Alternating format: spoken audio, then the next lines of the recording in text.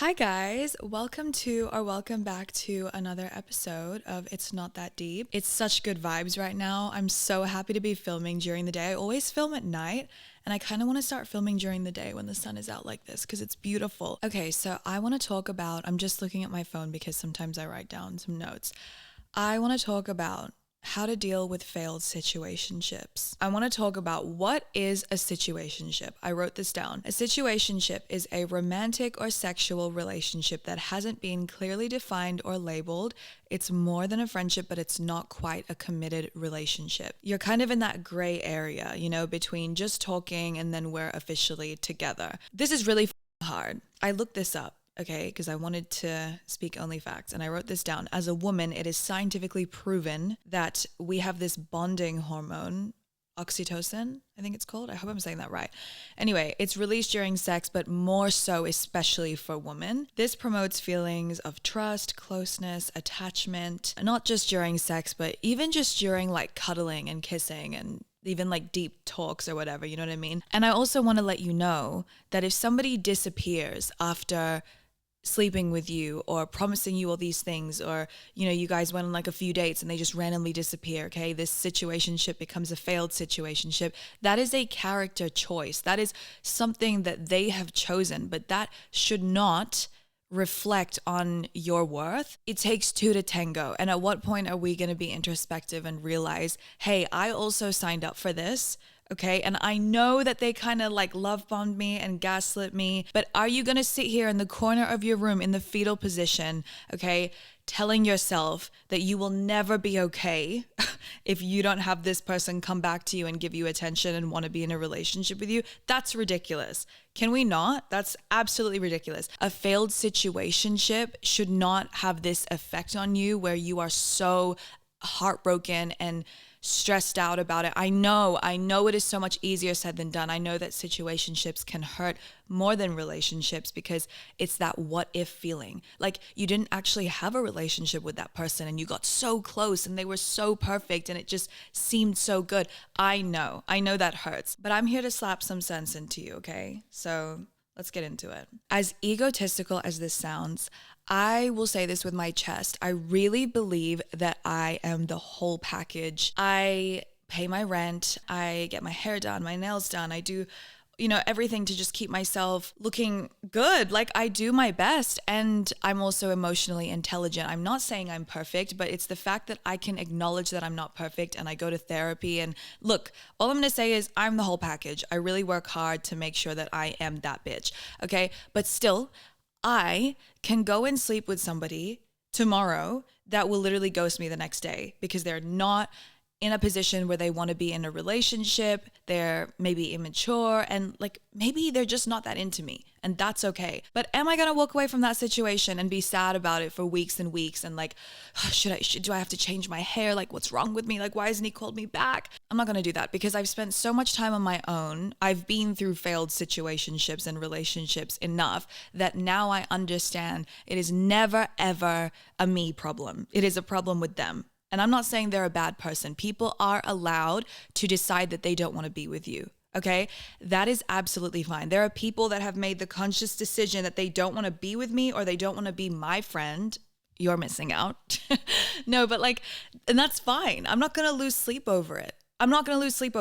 Because chances are like that is literally not your dream partner. Like, hello, do you want to chase somebody that doesn't even care to message you back? Like doesn't even really want to hear from you? Maybe they're going through their own shit. I don't know. And it's not your journey to figure out why they don't want to be with you, because that is quite literally clown behavior. This is a little bit controversial, but your body is not a bargaining chip, okay? And giving somebody access to it does not obligate them to stay and to date you. When you equate sex with deserving commitment, you're setting yourself up to feel used instead of empowered. I'm not the kind of person that can just sleep with someone and walk away the next day and be like, I don't care. I don't care if they never call me back tomorrow, because I probably will care. Like I know myself and I'm not good at that. And so now I'm at the point where I don't go out of my way to sleep with someone on the first date. Like when I was single, I genuinely would make someone wait. Just because like that's just not how I operate. Like I'm not gonna go home and feel good about myself if I've slept with someone on our first date. I'm not interested. I'm literally not interested. I have things to do. I have to watch The White Lotus. I have videos to edit. I have things to do. I want to go shopping. Like that exchange and then my emotional stress that comes with, questioning, why is he not calling me? What happened? No. My point is, I won't put myself in that situation anymore. And why should you? Okay, if you know that there's a pattern here and you get hurt when you sleep with somebody and they don't call you back or they just use you and they've just invited you over at night and you go anyway hoping that maybe he's going to change and he's going to put the glass slipper on you and you're going to become Cinderella. It's not going to happen. It's literally not going to happen. Go for the guy or girl who, I don't care who you're dating, that makes you feel amazing. It's like a movie. Like I'm so excited. And then in the end, listen, this is my philosophy, okay? Controversial, but this is my hot take. Like I said here, I said your body is not a bargaining chip and giving someone access to it does not obligate them to stay. This is true, right? So if I sleep with somebody, I can't be like, oh my God, why? So why don't they want to date me?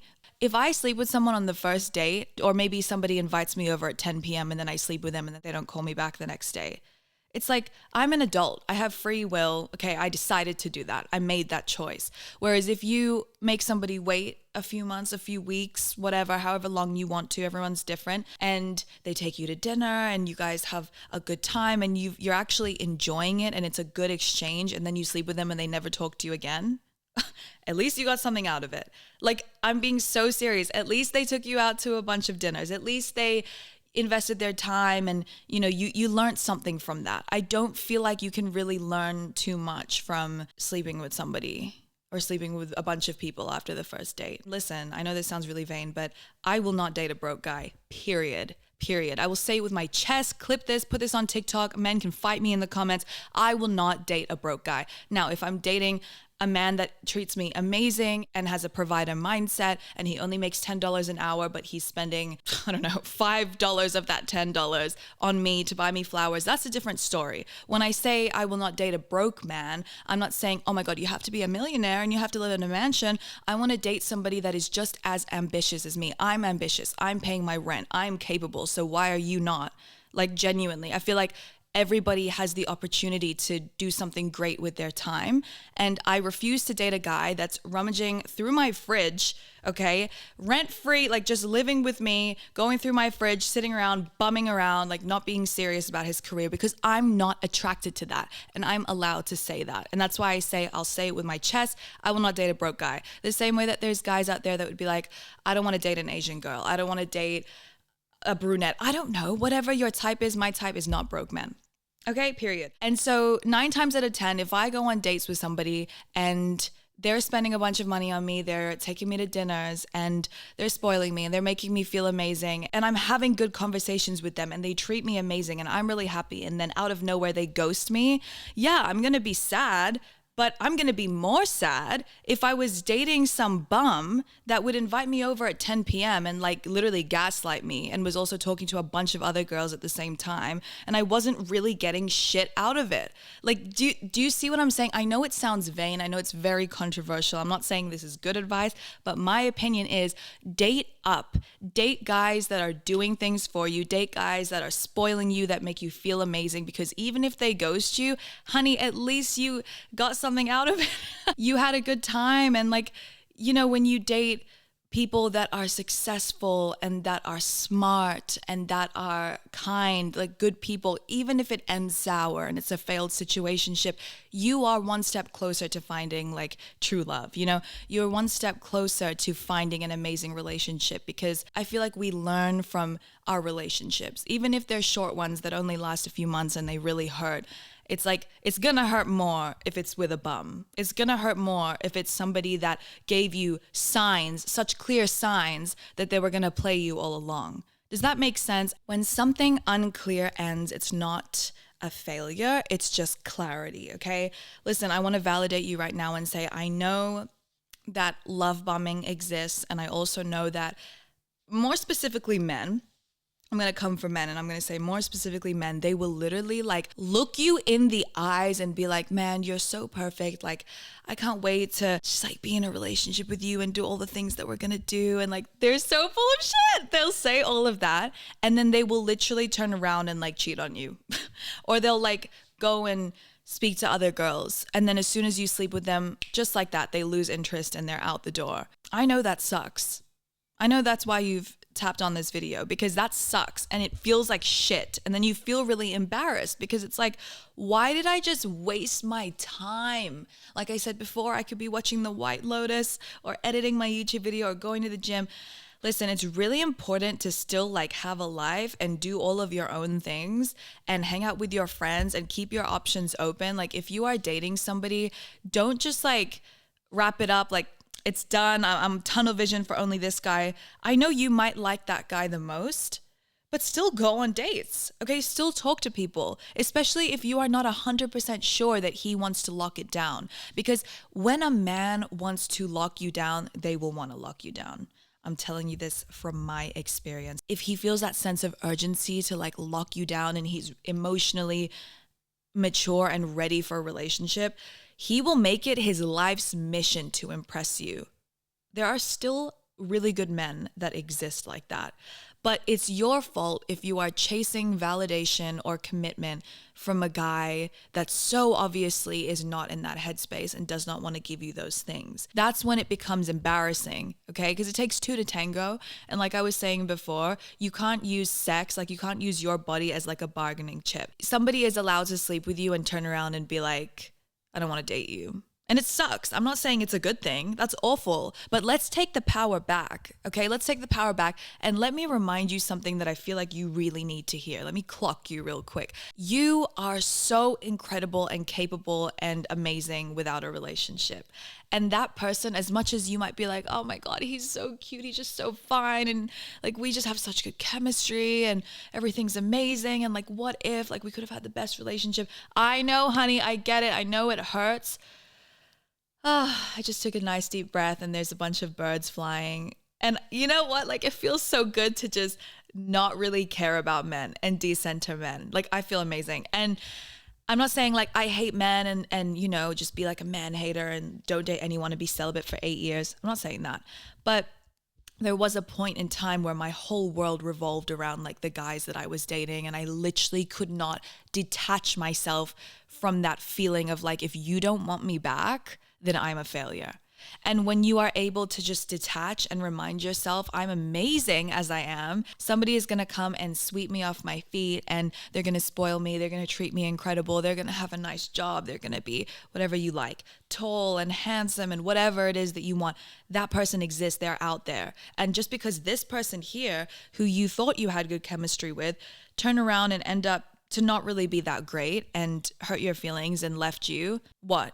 You have no chance of finding your Prince Charming? You know, you are going to find that amazing person. And I know this is really cliche, but let me just remind you that you actually are all you need.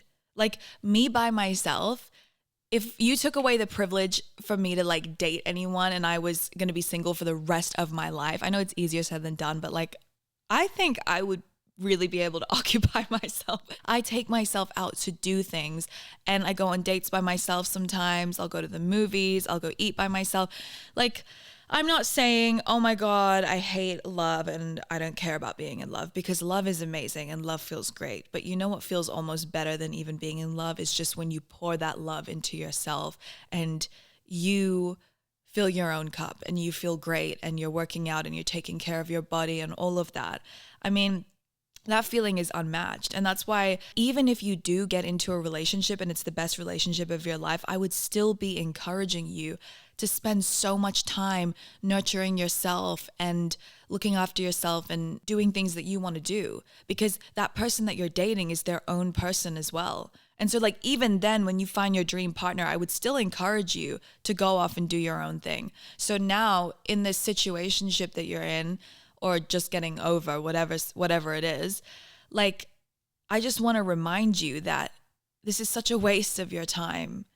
And you're smart enough to know when somebody really wants to be with you. It's as simple as that. And if they don't want to be with you, you're going to be okay, girl. or guy, whoever, or gay.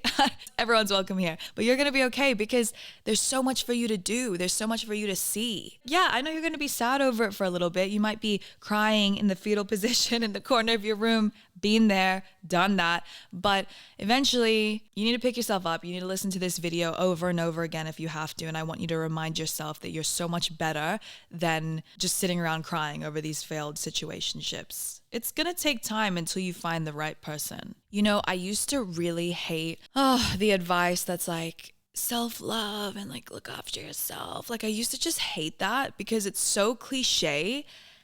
And I don't think I really understood it until I actually started to become really comfortable doing things on my own. It's so easy to roll your eyes at that. And I know it's very cliche. You know, now at this point, I have lived alone. I have traveled alone. I have done a lot of things on my own.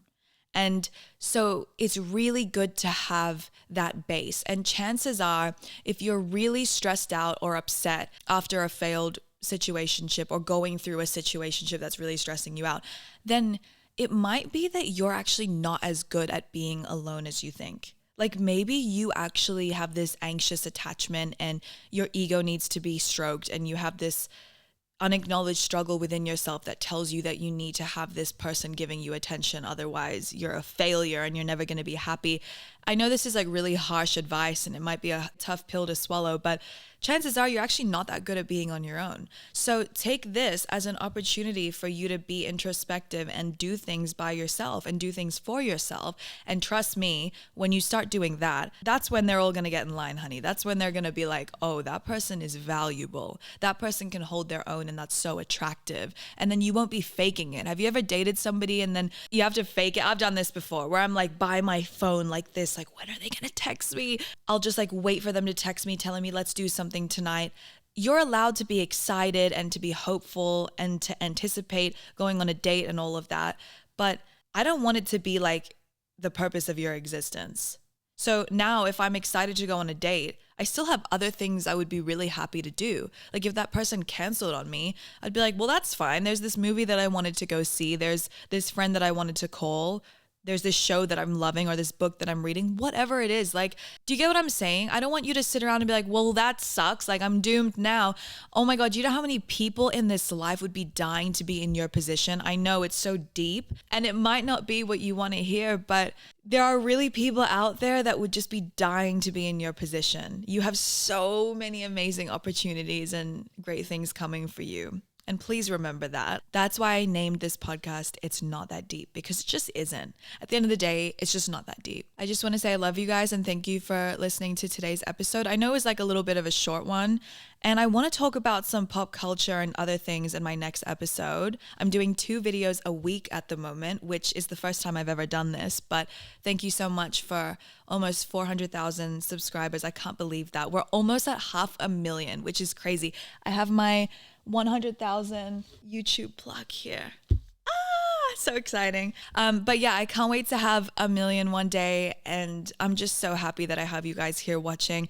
Please leave me a comment. I read all of your comments. I spent this morning actually replying to so many comments on my YouTube. So put up a story on your Instagram, tagging me that you're watching this video. I love when you guys do that. And yeah, I love you and I'll see you in my next video.